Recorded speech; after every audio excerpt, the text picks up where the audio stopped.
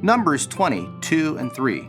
Now there was no water for the congregation, so they gathered together against Moses and Aaron. And the people contended with Moses and spoke, saying, If only we had died when our brethren died before the Lord. For 40 long years, you have watched your grandparents and parents, even your aunts and uncles, pass away. As a matter of fact, every one of your generation has watched family members pass to their rest in the wilderness of Zin. Moses and Aaron are still alive, as well as faithful Joshua and Caleb. But everyone else who has come out of Egypt those many years ago are now dead.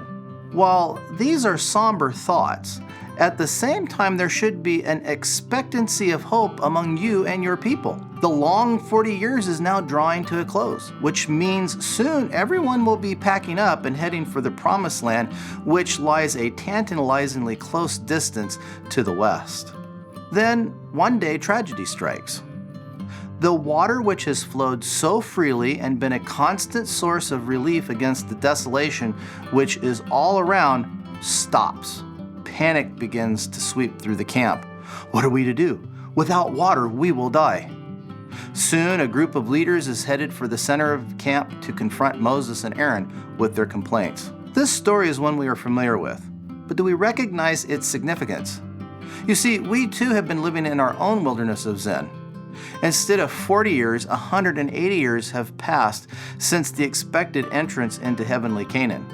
Instead of one generation, 6, almost 7 generations have passed away. My question to us today is, what would be our response if the water representing the Holy Spirit ceased to flow from the rock, which is Christ? Is our faith strong enough that instead of complaining to our leaders, that we would by faith know that God was about to do something spectacular? I believe in all my heart that we stand on the very edge of eternity, and it is my prayer that our faith is strong enough to stand the test which God will allow us to pass through as we journey on towards the promised land.